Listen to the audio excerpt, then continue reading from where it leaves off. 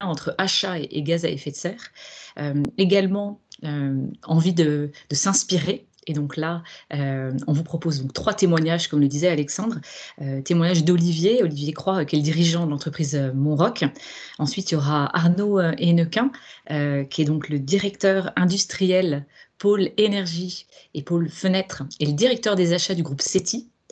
Et puis Stéphane Legrand du groupe Norcis, directeur de région, qui témoignera également de sa vision et de leurs bonnes pratiques sur ces questions d'achat responsable.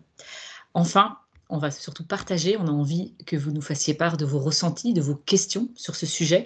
Qu'est-ce que ça vous inspire et comment on peut travailler ensemble, comme l'a dit Alexandre, se projeter ensemble pour apporter des solutions sur cette thématique et créer des coopérations, du lien, ou vous accompagner pour expérimenter et aller vers une politique d'achat plus responsable. Donc, je passe la parole à Nicolas et bonne découverte et bon partage autour de ce webinaire. Merci Magali. Bonjour à tous. Je vais vous faire une petite introduction sur les achats responsables avec un focus scientifique et un focus sur le climat. Donc moi, je suis Nicolas Desmoitiers, je travaille chez Tuvalu, je m'occupe de la recherche et du développement et je suis chercheur en sciences climatiques, d'où mon focus sur le climat. Ça tombe bien parce que l'objectif des DRO est également un objectif de climat, de réduire par 2 les émissions de gaz à effet de serre entre 2020 et 2030. Je vais essayer d'être assez rapide pour qu'on ait le temps de suivre bien le programme et d'avoir un tour d'échange. Avant de parler du climat, juste un petit rappel et une définition quand même pour les achats responsables, même si ça nous parle à tous en général.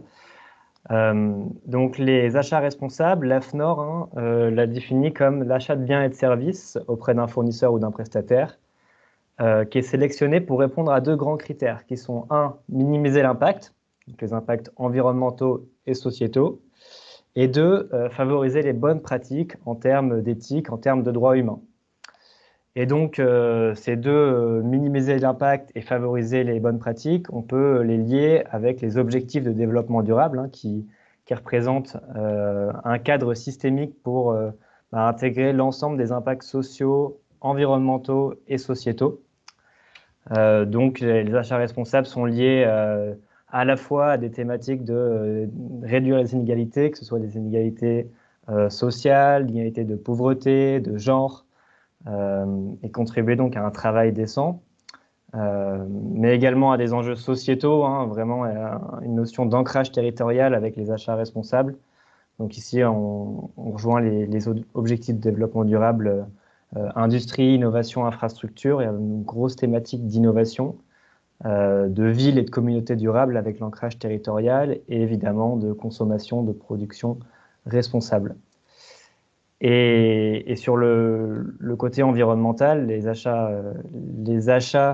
intrants dans une entreprise, ça a un énorme impact sur le climat, mais pas seulement. On va parler beaucoup de climat juste après. Je vais vous montrer les chiffres de l'Observatoire DRO. Mais juste un point pour rappeler que c'est également un grand enjeu pour ce qui est impact sur les ressources, sur la biodiversité, sur les pollutions. Donc les achats responsables sont bien liés à tout un panel de thématiques qui sont regroupées dans ces objectifs de développement durable ou dans la RSE. Qu'est-ce que ça veut dire pour les DRO, les achats responsables, en termes, donc un focus sur le climat, les émissions de gaz à effet de serre. Donc on avait un gros chiffre, Magali nous annonçait en introduction qu'en moyenne, on était entre 35 à 90%, c'est la part des achats dans un bilan carbone d'une entreprise. Pour les DRO, avec les données de l'Observatoire DRO, ça représente 43% des achats dans l'évaluation carbone. Alors c'est un premier chiffre, mais qui est important parce que c'est l'émission la plus significative dans le bilan carbone des DRO en moyenne. Ces données sont basées sur l'Observatoire DRO. Donc, c'est pour l'instant 20 entreprises membres de DRO qui ont fait leur bilan carbone et qui ont mesuré leurs émissions pour avoir ce gros chiffre. Ce qui est important ici, c'est d'aller un petit peu plus loin et pour chaque entreprise, de regarder dans les achats quelles sont les émissions significatives, quels sont les achats qui sont les plus émissifs et après comment réduire ces émissions, comment développer des actions pour arriver à réduire les émissions liées aux achats. Et donc ici, ce qui est important aussi, c'est que c'est une moyenne. Pour les entreprises qui sont plutôt dans le secteur du tertiaire, les achats en général vont présenter un petit peu moins dans les émissions de gaz à effet de serre.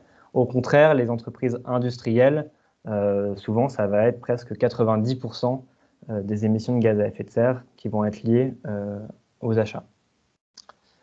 Je m'excuse d'ailleurs, il y a une faute de frappe sur la part des achats, on la modifiera. Et donc, une fois qu'on a fait ce constat, donc 43% du bilan carbone est directement lié aux achats, donc on veut mettre en place une politique d'achat responsable. Et donc ici, j'ai repris un rapport de l'ADEME et de l'AFNOR, qui a une norme ISO sur les achats responsables, pour identifier quelques facteurs de succès pour mettre en place une démarche d'achat responsable. Ces facteurs, ils sont à la fois internes à l'entreprise et externes. Et alors, rapidement, il y a 4 grands facteurs internes. C'est une vision partagée par toute l'entreprise et notamment par la direction. Donc, il faut qu'il y ait une impulsion de la direction et une collaboration entre le service achat et les autres services. Que la politique d'achat responsable soit formalisée, que les salariés soient sensibilisés et informés avec une charte écrite qui est un pilotage opérationnel avec des indicateurs, une équipe dédiée aux achats responsables et qui a un suivi régulier, un pilotage opérationnel.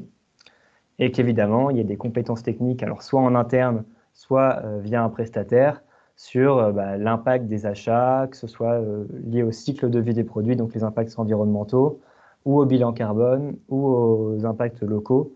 Et ça implique également de former les acheteurs aux achats responsables, ou en tout cas qu'ils soient impliqués dans cette démarche.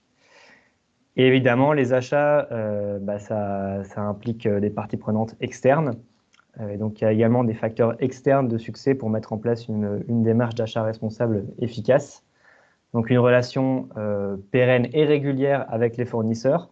Ce qui est important ici, c'est de co-construire avec les fournisseurs plutôt que de dialoguer régulièrement et ensuite de réfléchir à des innovations pour diminuer l'impact des achats ou même avoir un impact positif via les achats. Sensibiliser les parties prenantes, mais sur l'ensemble de la chaîne de valeur, donc que ce soit lié aux clients, aux consommateurs, donc en aval, ou aux partenaires, ou aux fournisseurs, ou même à la collectivité. Donc sensibiliser les parties prenantes sur la démarche d'achat responsable de votre entreprise. Et enfin, et c'est sûrement un des points les plus importants, les achats responsables, une démarche d'achat responsable, ça s'inclut vraiment avec une démarche d'ancrage territorial. Donc pour développer la proximité, avoir des fournisseurs qui peuvent être locaux et donc réactifs, et de co-construire ensemble avec les fournisseurs et de rechercher une valeur ajoutée partagée entre fournisseurs et acheteurs. Donc voilà pour des grands principes, mais qui sont essentiels sur les facteurs de succès d'une démarche d'achat responsable.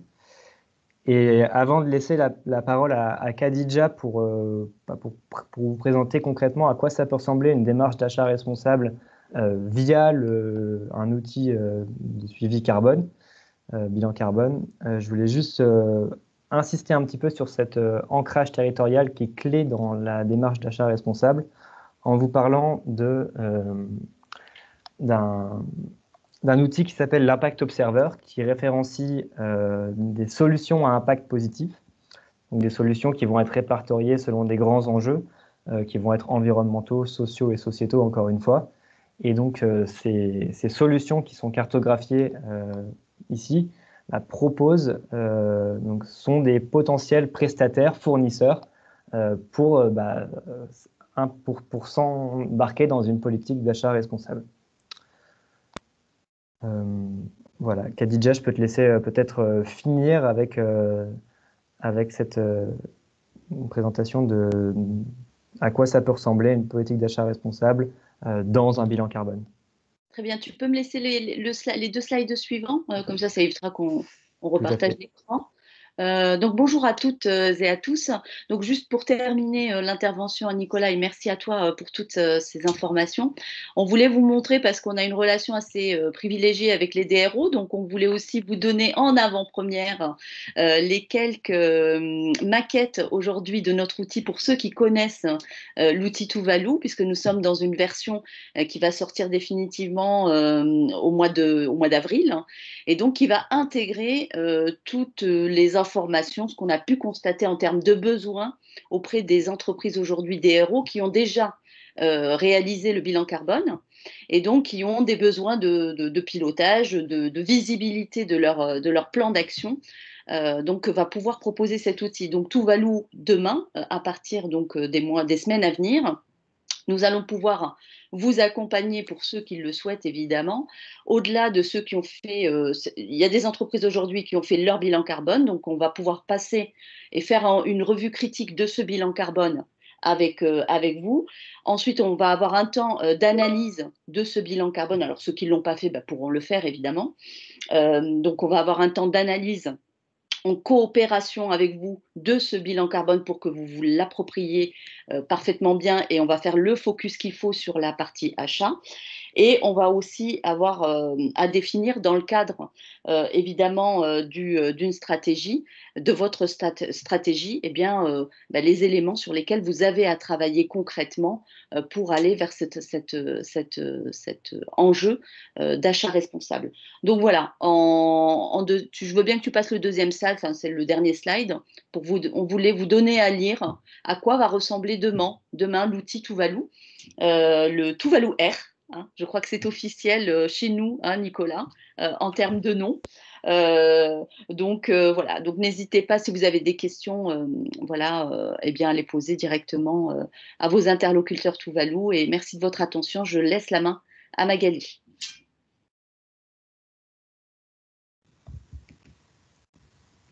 Merci. Khadija, il y avait une question d'Yves. Est-ce que c'est l'outil que vous nous aviez présenté lors du chantier bilan carbone? Ce que tu viens de présenter là, Khadija. On m'entend toujours là? Oui. Non, pas du tout. C'est la nouvelle version là que je viens de présenter, justement, et en exclusivité. D'accord, très bien. Eh bien, en tout cas, merci pour cette présentation. Je vais passer la main à Olivier, qui va donc on rentre dans notre phase de témoignage. Merci, messieurs, à vous trois d'avoir accepté de venir témoigner de vos pratiques ou de vos bonnes pratiques ou de vos travaux menés sur cette question d'achat responsable. Le pourquoi de cette démarche, Olivier, ça, je pense que c'était quelque chose que tu voulais transmettre, et également peut-être les difficultés rencontrées dans ce type de démarche à partager à travers ton témoignage. Bonjour.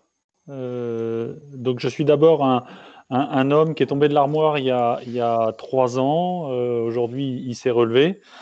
Cet homme-là s'appelle toujours Olivier Croix. Donc je suis dirigeant d'une société qui s'appelle Monroc, qui fait partie d'un groupe familial. Et dans ce groupe, il y a plusieurs sociétés. Il y a également une société qui s'appelle Sonamia en Vendée, qui distribue des roues et des pneumatiques. On a une vingtaine d'agences .s dans les Pays de la Loire, et on a une autre petite Sonamia dans la Somme. Moi, je m'occupe donc de la partie industrielle Monroc. Monroc est basé à Saint-Étienne-du-Bois en Vendée, à une filiale en Chine.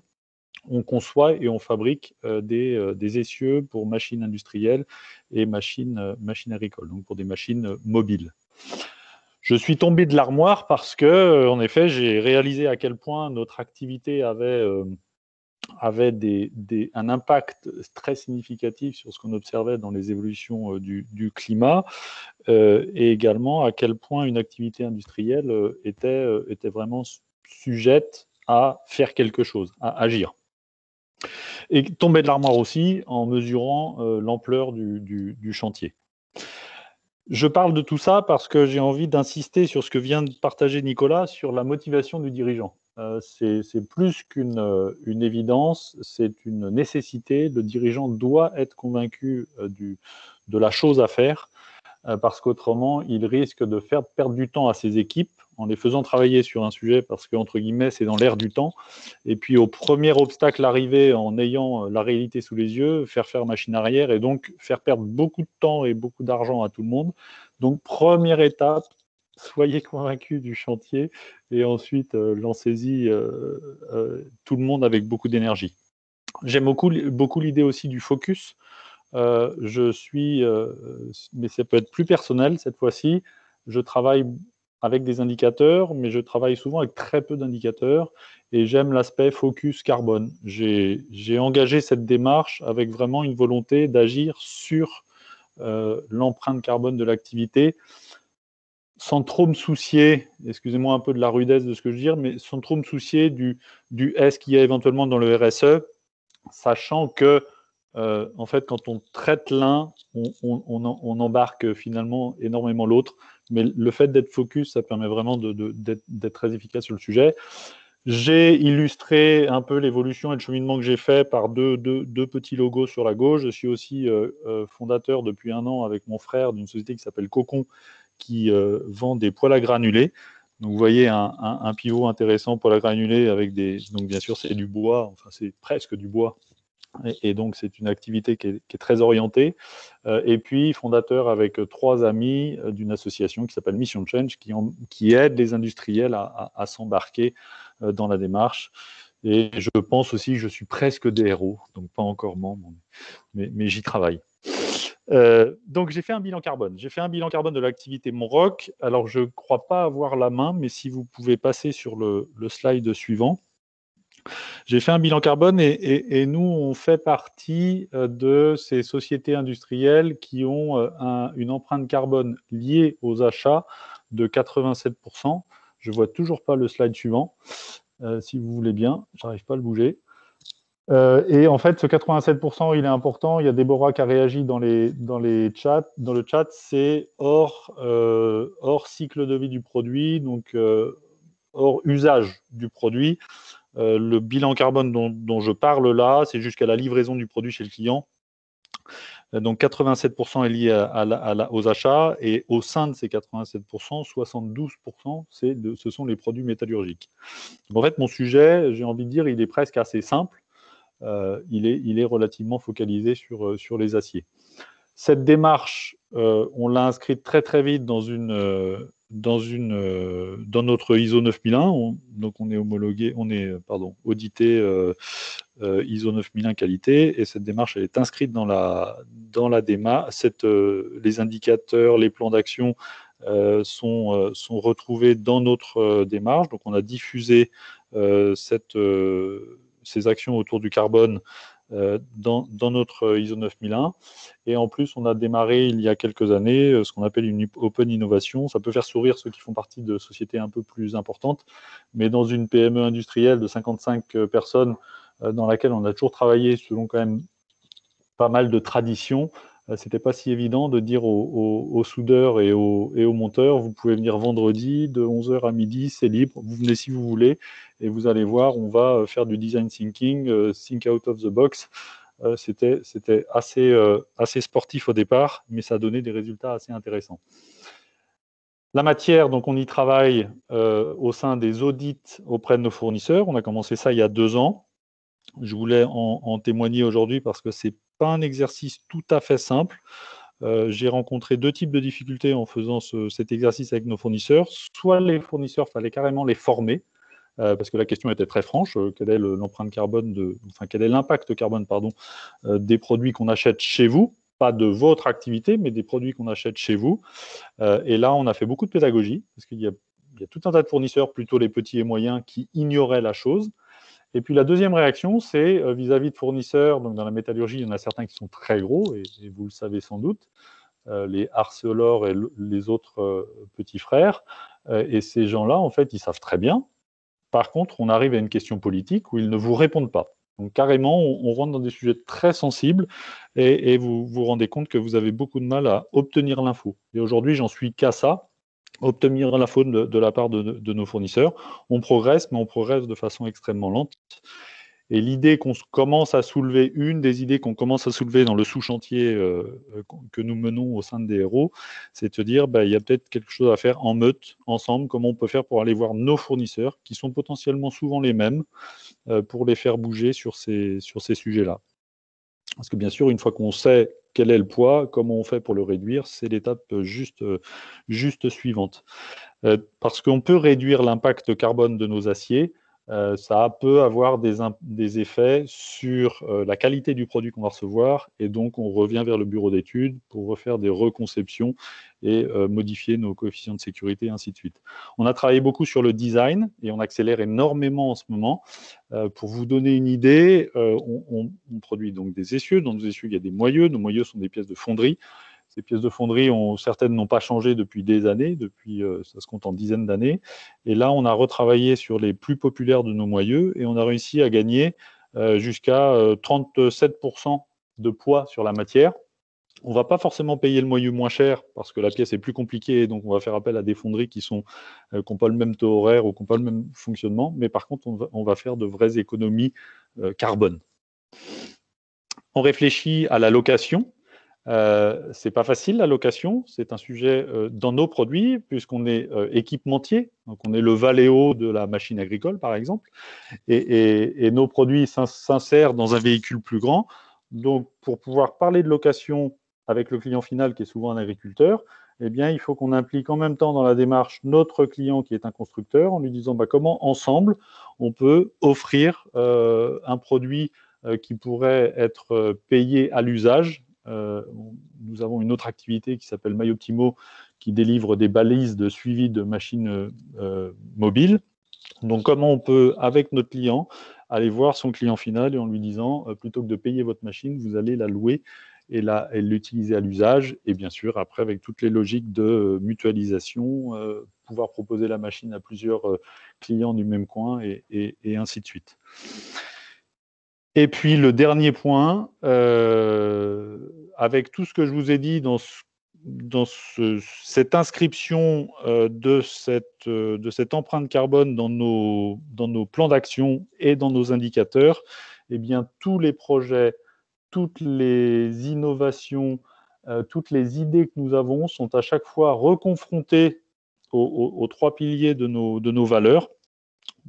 Un des piliers est le carbone, afin de nous assurer que nous nous écartons jamais ce que j'appellerais d'une innovation utile et donc d'un vrai progrès plutôt que de parler d'innovation.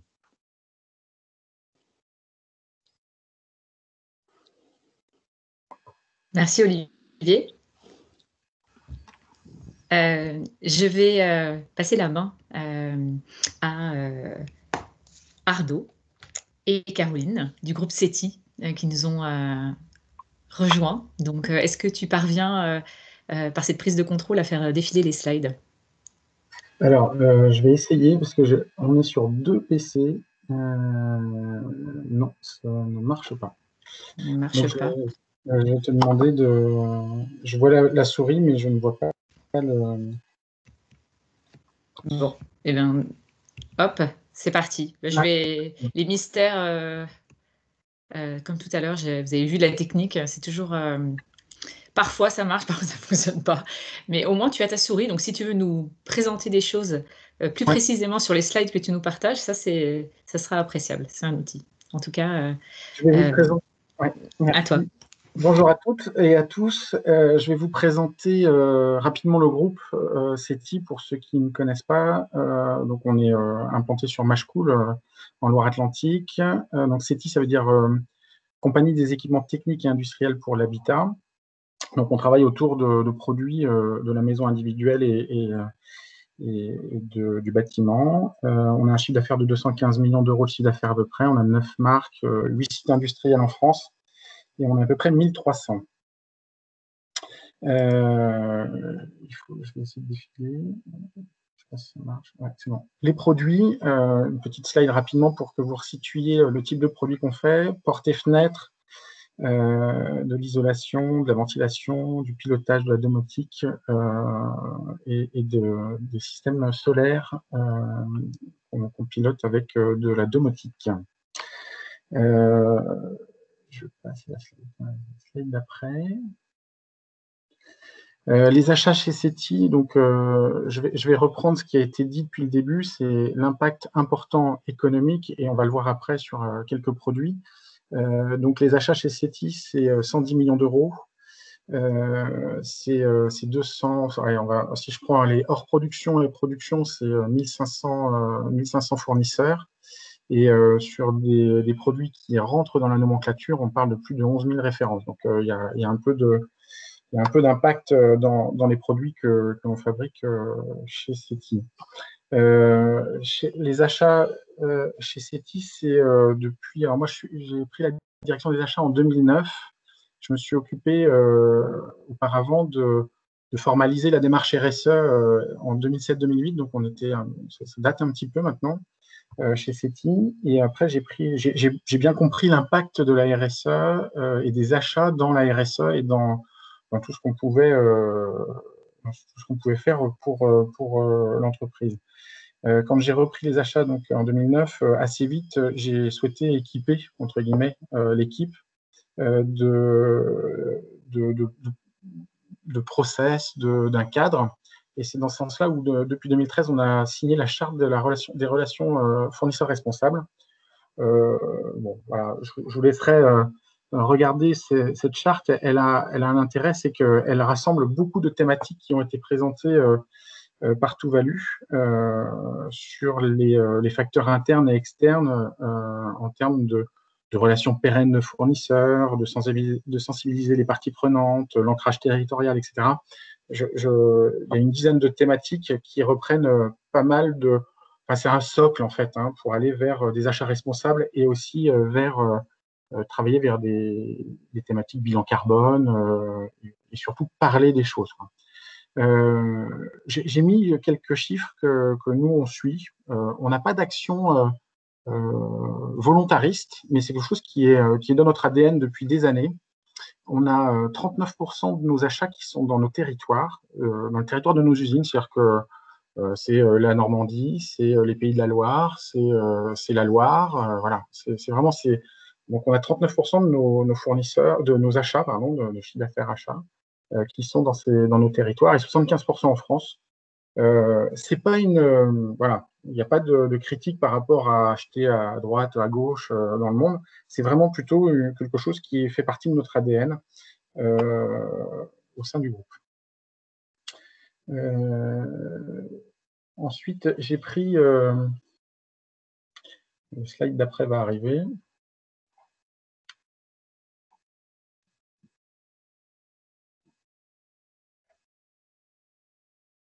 Magali, si tu as la main éventuellement, parce que ça ne descend pas chez nous. Je suis un peu bloqué. Et chez moi aussi, c'est bloqué. Bon, on va sortir. Ouais. On va sortir et puis on va avancer. Ouais. Après, j'ai pris l'exemple de l'analyse de cycle de vie d'une porte d'entrée. C'est dommage que vous ne puissiez pas voir. J'ai repris la même démarche que chez Moroc. Et c'est intéressant de voir la partie achat, la partie process et le reste. Et on s'aperçoit que voilà, la partie achat est en bleu, la partie process est en vert. Et donc, on voit le reste de l'analyse de cycle de vie de ce produit porte d'entrée avec quasiment rien. Voilà.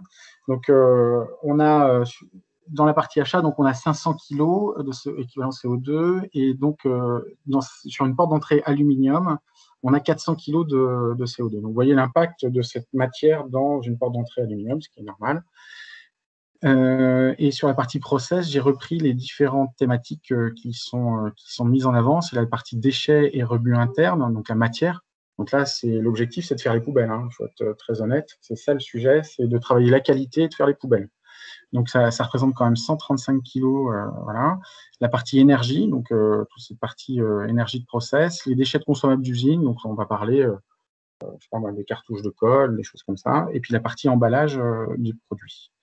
Donc, on voit ici, j'ai mis en rouge les deux thématiques sur cet exemple de la porte d'entrée qu'on a essayé de traiter. Vous allez voir le premier exemple, le premier sujet qui est l'aluminium. C'est un travail qu'on a mené avec notre fournisseur. Il faut passer à la slide d'après.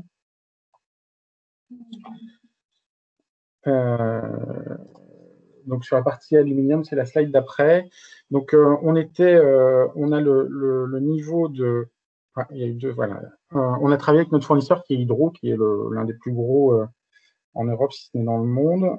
On a travaillé sur voilà, comment améliorer le bilan carbone de la partie aluminium. Et je rejoins, alors c'est pas du Arcelor, mais là c'est Hydro, c'est à peu près le même genre de fournisseur. Avoir des informations, c'est très compliqué, c'est très long. Bon, là, ils ont été contraints. Et là, chasser en meute, c'est vraiment le terme. Nous, on a chassé en meute via les syndicats qui nous... En fait, on a un petit peu mis le bilan carbone, et c'est sous label ALU+, C- dans la menuiserie qu'on a rendu obligatoire, ce qui a poussé les fabricants d'aluminium à travailler sur le sujet, tout simplement, et à nous proposer aussi des solutions. Donc, le chasser en meute, c'est vraiment la seule solution parce que CETI tout seul, je pense qu'il n'y aurait pas eu grand-chose de... On n'aurait pas pu faire bouger un Arcelor ou un Hydro, il faut être très honnête. Donc là, c'est intéressant puisqu'on voit ce qu'on achetait auparavant. Donc, on faisait très attention à ce qu'il y ait une part de recyclé dans nos achats, super. Mais bon, on n'achetait pas en Chine. Vous voyez l'écart entre la Chine et un achat Europe. Bon, c'est quelque chose qui a tendance à changer puisque le mix énergétique chinois bouge aujourd'hui. Donc, ce sont des thématiques qui sont très mouvantes. Hein. Il faut être clair. Le mix énergétique, c'est le fait qu'en Chine, tout simplement, c'était essentiellement des centrales charbon qui généraient l'énergie. Ça bouge avec le nucléaire et les énergies renouvelables en Chine, mais bon, voilà. Aujourd'hui, c'est pas encore, ça n'améliore pas encore de manière significative le bilan carbone d'un produit aluminium tel que là. Et donc, nous, on achète essentiellement en Europe, enfin, qu'en Europe d'ailleurs, et on a travaillé sur une part de recyclage. Donc, on était à 7,7, donc ça veut dire que voilà, sur les 400 kilos, on était à ce niveau-là. On a travaillé sur 2020 sur le label ALU+, C-. Alors, c'est assez compliqué puisque avec le Covid, on n'a pas pu avancer aussi vite qu'on le souhaiterait, donc ça sera mis en place plutôt sur 2021. Donc, on voit qu'on a fait un petit gain, puisque c'était assez avancé. Et Hydro a commencé à travailler sur des thématiques d'amélioration du niveau carbone d'un profil aluminium extrudé qu'on pourrait acheter. Alors, c'est intéressant parce qu'ils nous proposent ça. Aujourd'hui, il n'y a pas de capacité. Donc, c'est intéressant parce qu'ils ont fait de la R&D, ils ont fait des flux. On n'a pas de capacité, donc c'est notre difficulté aujourd'hui, c'est comment on fait pour en acheter. Et l'autre sujet, c'est les prix. Bon, donc là, on revient à l'économique. Après, ça va être des choix. On fera, comme on a souvent fait chez CETI, on fera des choix volontaristes d'acheter plus cher parce qu'on a cet ADN de vouloir faire mieux. Mais aujourd'hui, je n'ai pas la capacité à acheter le produit. Si on arrive à passer donc 7,7 kg là, à 4, par exemple, hein, si on prend le Reduxa 4.0, on divise quasi par deux, c'est-à-dire que dans le poids sur une porte d'entrée qui était au global de 700 kg, 715 kg, il y a 500 kg de matière première, j'ai 400 d'aluminium. Si je divise par deux l'aluminium, je gagne 200 kg de CO2 sur mon produit. Donc, j'atteins les 500 kg. Donc, c'est important et ça peut se faire qu'avec le fournisseur en allant en amont. Et vous verrez que cette démarche porte d'entrée, dans les autres produits du groupe sur la partie énergie, on a réussi à en retirer quelque chose. On passe à la slide d'après, sur la partie usine.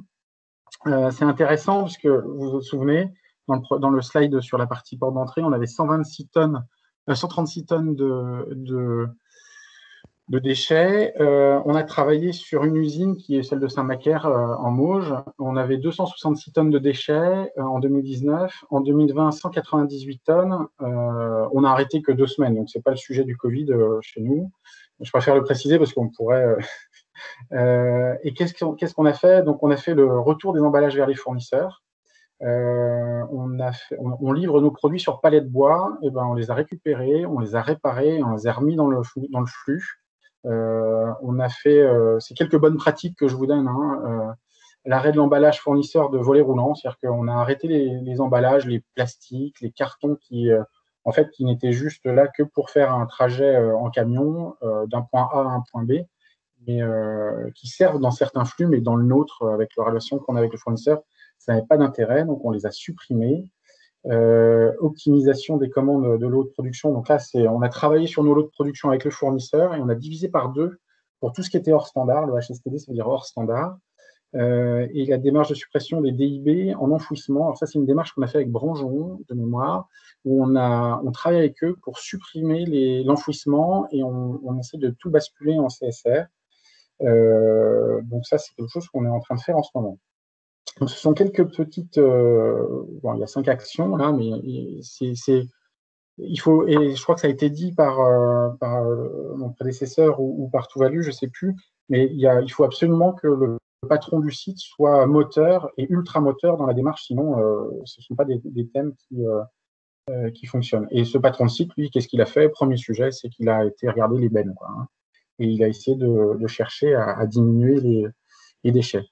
L'objectif 2021, c'est la suppression et la réduction de tous les cartons d'emballage fournisseurs. On veut sortir tout le carton, et ça, c'est 40 tonnes. Donc, vous voyez, on peut quasiment arriver à diviser par 2 nos déchets, et donc la partie CO2. On a la slide d'après. Je refais un point sur... c'est un dernier exemple sur ce que l'on a pu faire. Ouais, je vais te demander de conclure peut-être un peu rapidement sur ce slide-là pour pouvoir laisser temps de parole à Stéphane et qu'on termine dans les temps. Sur la partie panneaux solaires, ce qui est intéressant à voir, c'est les points jaunes. En 2010, on avait plus de 1400, 1500 kilos par watt de CO2 par watt. Avec tout le travail qu'on fait de ressourcing en Europe, on arrive, aujourd'hui, on est à peu près à 350. Et notre objectif à 2025 est de passer en dessous des 350, mais c'est avec beaucoup d'énergie et trouver des fournisseurs en Europe qui sont capables de nous accompagner sur ces thématiques-là. Voilà. Merci beaucoup à Arnaud pour ce témoignage, cet échange de bonnes pratiques, cette dynamique d'approvisionnement local, je pense, et de cette dimension production française qui sont importantes et à souligner pour le groupe CETI. Donc, je passe la parole à Stéphane Legrand du groupe Norcis qui voulait également témoigner. Merci pour ta présence également. Et donc, je te laisse. Pas de slide. Bonjour. Non, c'était volontaire, pas de slide. Pourquoi? Parce que je représente une activité qui est l'informatique qui, malheureusement, contribue au réchauffement climatique. Et comme Norcis s'est engagé à un bilan carbone neutre à 2025, on évite de faire des PPT lorsqu'on peut faire passer un message plus sur l'humain, peut-être plus en échange. Et puis, on sait que les échanges de mails sont très contributeurs, bien évidemment, de toute la partie réchauffement climatique. Donc, Norcis, on est qui? On est une entreprise digitale. On est aujourd'hui 600 collaborateurs. On a un chiffre d'affaires de 45 millions d'euros. Mais là, ce n'est pas le plus important. La grande décision qu'on a prise en début d'année, c'est de faire évoluer notre politique RSE et notre politique notamment avec nos partenaires et nos fournisseurs en rentrant dans ce qu'on appelle la perma-entreprise. Alors, ça veut dire quoi? Ça veut dire qu'on va être encore plus exigeant avec nos collaborateurs, on va être plus exigeant avec nos partenaires, avec nos clients et avec nos fournisseurs. Avec nos collaborateurs, on mesure le bilan carbone de tous les collaborateurs et on sort un bilan carbone. Et tous les 2 ans, chaque directeur d'agence est challengé. On a le droit à un podium, savoir qui est le premier, qui est le deuxième et qui est le troisième. Au niveau fournisseur, on a décidé, nous, d'une politique en fait, de laisser une autonomie totale aux directeurs de région. Donc, hormis sur l'informatique et hormis sur les voitures de fonction, chaque directeur va travailler avec une entreprise de proximité au niveau du service achat. Alors, au niveau informatique, on a décidé plusieurs axes. D'abord, on a décidé de passer sur un monde libre.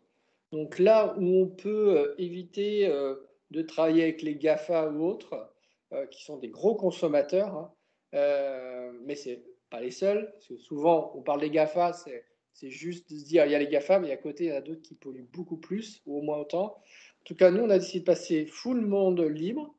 On a décidé d'arrêter pratiquement, on a diminué de 3/4 nos salles serveurs pour passer sur du cloud, où on mesure la performance de nos fournisseurs sur la partie cloud et consommation. Et lorsqu'on achète des PC, des portables, des téléphones, tout ce qui va être utile pour notre productivité, à 99%, on a choisi une entreprise qui recycle le matériel, qui le transforme et qui le remet donc à niveau comme si c'était du neuf, mais ce n'est pas du neuf. Et en l'occurrence, on a choisi de travailler avec l'entreprise Connecting à côté de Nantes. Ça nous semblait important. Et du coup, on a eu plein de bénéfices. Alors, le premier bénéfice, c'est que nous, on a affaire beaucoup à des geeks, alors, sans doute certains comme vos enfants, où il fallait toujours le dernier PC, le dernier truc au dernier moment. Voilà. La dernière techno, etc. Et en fait, quand on a passé sur le mode avec Yves Le Goebel, on s'est aperçu que ce côté geek, qui n'était pas forcément toujours raisonné, il a diminué, ce qui nous a permis, nous aussi, de diminuer nos empreintes carbone, ce qui nous a permis, nous, factuellement, de diminuer nos prix d'achat de manière relativement conséquente. Donc ça, c'est un point qu'on a travaillé, et on travaille sur toutes les agences. Les 600 collaborateurs du groupe sont passés sur du matériel pratiquement renouvelable, sauf certaines stations où on a besoin beaucoup de graphiques de dernier cri. Mais autrement, on a choisi cette politique-là. Le deuxième point qu'on a choisi sur les véhicules, pour en revenir, on a arrêté tous les véhicules diesel. Donc plus personne dans le groupe ne peut passer de commande diesel. On est passé soit au véhicule essence classique, soit à l'hybride pour ceux qui veulent. Pas trop envie de rentrer sur le débat, est-ce que l'hybride, machin à terme, etc. Mais enfin, en tout cas, on fait la démarche de. Et pour la première fois cette année, on a mis en place des vélos de fonction électriques.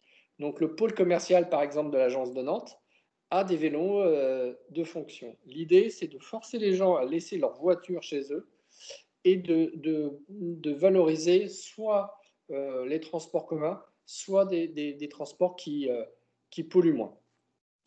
On a aussi choisi chez Norcis de mesurer tout ça, en fait, et de se faire challenger. Alors, tout à l'heure, il y a un des intervenants avec justesse qui parlait d'éthique.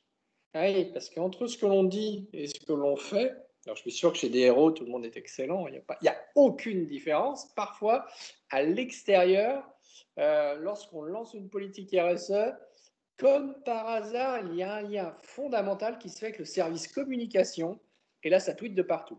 Alors, c'est sans doute des liens très forts entre les personnes, mais nous, on essaye d'avoir une vraie démarche éthique sur le sujet, donc on a créé un conseil éthique. Où chaque salarié peut faire une saisine, comme en droit, comme au niveau du tribunal, pardon, pour dire, moi j'ai mon patron d'agence, en gros, il a une grosse voiture, il pollue, ou j'ai mon patron d'agence, ou un manager qui fait des réunions chez les clients avant Covid, et qui aurait pu peut-être les faire en télétravail. Voilà. Et donc, chacun peut saisir le conseil éthique sur des sujets divers et variés. Est-ce qu'il serait, par exemple, pour une entreprise comme Norcis, fortement impliquée dans un bilan carbone neutre à 2025, d'aller travailler avec un groupe comme Exxon, malgré des millions d'euros de contrats pour faire la refonte de l'intégralité du digital? Est-ce qu'on serait crédible vis-à-vis de vous? Est-ce que je serais crédible vis-à-vis de mes collaborateurs? Donc, toute cette partie relation avec les clients, relation avec les salariés, relation avec les fournisseurs, on veut vraiment rentrer dans une dynamique d'amélioration continue. Au niveau achat local, si on revient sur cette partie-là, on a choisi, au-delà de Yves et de Connecting, de travailler avec une entreprise de nettoyage de Nantes. Alors, il s'agit de l'entreprise de Thomas du groupe Grand Jouan. On ne voulait pas un contrat national, on voulait juste privilégier des entreprises locales qui ont un ADN à la fois avec le RSE et qui ont un ADN aussi avec la réduction du bilan carbone, ce qui, je pense, est le cas comme de Yves pour Thomas. Donc tout ça, on le mesure tous les 2 ans, on le mesure au travers de 200 indicateurs sur de la performance énergétique, sur de la performance humaine et sur de la performance écologique. Voilà, j'ai essayé de rattraper un petit peu le retard pour aller en mode push, et on travaille, pour conclure, on travaille beaucoup aujourd'hui avec l'ADEME. Un des intervenants a cité l'ADEME tout à l'heure, je crois que c'est Tuvalu. On a signé un protocole d'accord avec l'ADEME, et on va lancer au niveau achat, pour les acheteurs, etc., mais aussi plus général pour les entreprises, qu'on appelle une offre T2E. Donc, c'est comment de faire de la transition numérique une force pour l'écologie et non pas le voir forcément comme un mal. Donc, on a signé un protocole d'accord de plusieurs millions d'euros, je crois, avec eux de mémoire. Et si ça vous intéresse, je crois que c'est un deuxième chantier qui est prévu sur la tech à impact, en l'occurrence, à impact positif. On aura peut-être des sujets à mentionner. En fait, sur un sujet achat, moi je pense qu'il faut rester relativement humble parce qu'on voit que c'est quand même compliqué. On voit qu'on se heurte quand même à des freins au départ des salariés. Donc on a vraiment fait tout un travail pédagogique pour travailler au mieux. Par exemple, un sujet qu'on a traité, c'est interdiction de faire des livraisons Amazon au niveau du groupe North-East. Personne ne peut de faire une livraison d'Amazon chez North-East, que ce soit au niveau professionnel comme au niveau personnel. Donc, je suis toujours là si vous souhaitez partager, échanger, s'il y a des questions, soit sur la perma entreprise, soit des questions sur notre politique régionale au niveau achat. Stéphane ? Et puis, au niveau informatique, je vais conclure 5 minutes parce qu'on est on est des gens assez handicapants quand même pour l'écologie. Et donc, on travaille énormément toute la partie éco-conception de nos programmes. Comment programmer mieux en consommant moins d'énergie électrique et donc moins de serveurs, etc., et moins de liaisons effectivement distantes. Donc, on a travaillé depuis 2 ans à éduquer nos collaborateurs pour travailler un code de manière différente et un code dit propre. Et donc, pareil au niveau des achats, au niveau de nos fournisseurs, on va les challenger sur quelle est votre politique achat au niveau carbone, etc., Comment vous pouvez diminuer avec des relations de plus de proximité vous-même pour optimiser ce nerf de la guerre qui est la réduction du bilan carbone. Parce que globalement, ce qu'on pense chez Nancy, c'est que la Terre va nous survivre. Hein. Donc, ce n'est pas tellement de l'écologie via la Terre, c'est plutôt de l'écologie vers l'humain, en définitive. C'est l'humain qu'on a envie de sauver de la planète. Sauf s'il y a un monsieur, mais a priori, il était aux États-Unis, il est parti, qui avait tout faire sauter. Mais la planète va nous survivre, en fait. Stéphane ? Il y a une question dans le chat, question de Laurent. Bonjour Stéphane, peux-tu préciser le calcul bilan GES des collaborateurs? Comment, quelle fréquence? Alors, c'est très simple, il y a un intranet chez nous. Chaque jour, en fait, dans l'intranet, il mesure le temps de parcours qu'ils ont chez leurs clients. Et il y a un algorithme mathématique qui calcule automatiquement la dépense énergétique en CO2 en fonction du mode de transport qu'il a utilisé. Si c'est un bus, si c'est du train, si c'est de l'avion, si c'est que sais-je. Et donc chaque mois, j'ai un report qui m'arrive en disant, voilà, ton agence a consommé tant de CO2 sur le mois par rapport à tel type de mission, tel type de personne. D'accord. Donc ça reste dans le cadre, je dirais, professionnel, mais oui. Pas légalement, personnel, je peux pas leur demander le bilan carbone à titre personnel. Ouais, même si tu les as invités à pas commander à titre personnel sur Amazon. Voilà. Merci beaucoup pour cet échange. Stéphane. On va rentrer dans les questions et peut-être en effet, Alexandre, tu prends le relais sur la partie questions. N'hésitez pas là sur le chat là, pour poser quelques questions. Moi, je retiens quand même quelque chose d'important. C'est que le bilan carbone des achats varie entre 35 et 85%, et qu'en faisant un petit peu de mathématiques, si on veut réduire de 50% en 2030, on ne pourra pas passer à côté de ce sujet-là. Donc c'est primordial. Avec, pour les 3 intervenants, le même sujet, c'est la conviction du dirigeant. Si le dirigeant est convaincu, derrière, on pourra forcément, évidemment, aller beaucoup plus loin. Ce que je note aussi, c'est que c'est des discours très pragmatiques avec une priorisation. Chacun connaît son métier, chacun sait où est-ce qu'il pollue le plus, où est-ce qu'il contribue le plus au bilan carbone. Et donc de manière, en une journée, par exemple, Olivier l'a peut-être pas dit aujourd'hui, mais il a fait son bilan carbone en une journée. Parce qu'on n'a pas besoin d'aller beaucoup plus loin pour savoir où est-ce qu'on peut optimiser ce bilan carbone. Donc on peut être pragmatique assez vite. Et le 3e chose que je retiens, c'est qu'il faut chasser en meute. Notamment sur l'acier. Sur les entreprises numériques, c'est peut-être un petit peu différent, mais à plusieurs, on sera plus fort. Et c'est aussi le rebond que je souhaite avoir, c'est que sur ce chantier-là, nous, on a besoin de travailler en meute, parce que, alors, on n'a pas tous... Moi, je suis banque pop, hein, donc rien à voir avec les treuils, rien à voir avec l'acier, et un petit peu avec le numérique quand même, hein, parce qu'on travaille beaucoup avec des prestataires. Mais je pense qu'il y a des bonnes pratiques globales à avoir. On parlait tout à l'heure, Tuvalu, de la formation, de la sensibilisation, des achats locaux. Ça, je pense que c'est vrai pour tout le monde. Enfin, ce qu'a présenté Tuvalu, c'est vrai pour tout le monde, et on doit pouvoir partager concrètement ce qu'on fait. Hein. Nous, BPGO, c'est 80% de fournisseurs locaux.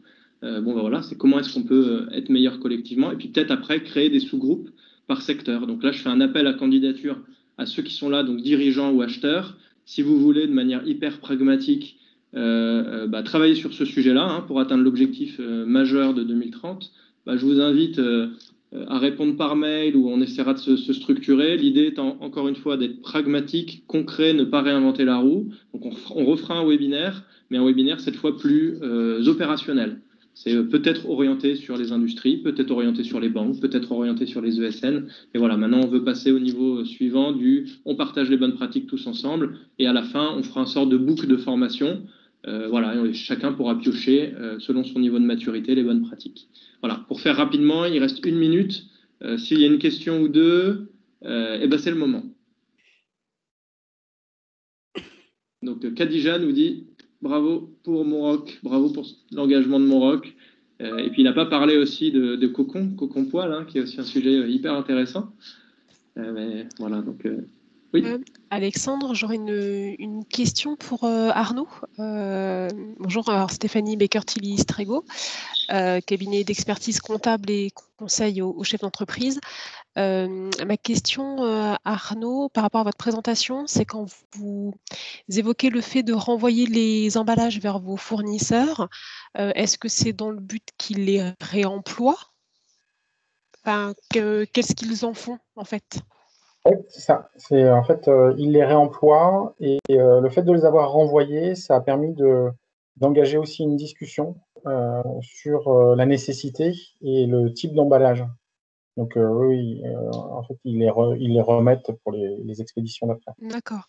Et quand vous enlevez les emballages d'un point A à un point B, vous travaillez avec un transporteur aussi qui a cette capacité, en fait, à vous assurer un transport en sécurité de vos matériels. En fait, l'emballage était un peu standardisé chez ce fameux fournisseur de volets roulants. Et au final, il standardisait que ce soit pour expédier chez un artisan avec 3 volets roulants par semaine, ou chez nous avec 200 volets roulants par jour. Donc l'idée était de changer la dynamique, et ça a permis de gros liens. D'accord, merci. Peut-être une dernière question avant de clôturer? Ou on s'arrête là? Bon, super, merci à tous, hein. On était 42 connectés, donc c'est plutôt chouette. Merci de votre écoute, hein. J'ai vu Yves hyper concentré, Peggy également, Olivier Riom également, enfin voilà, j'en cite que quelques-uns, ceux que je connais plus particulièrement. Merci Magali, merci aux intervenants, bravo. Et puis on se donne rendez-vous à bientôt, hein, pour contribuer à un monde meilleur. Salut tout le monde. Bon week-end.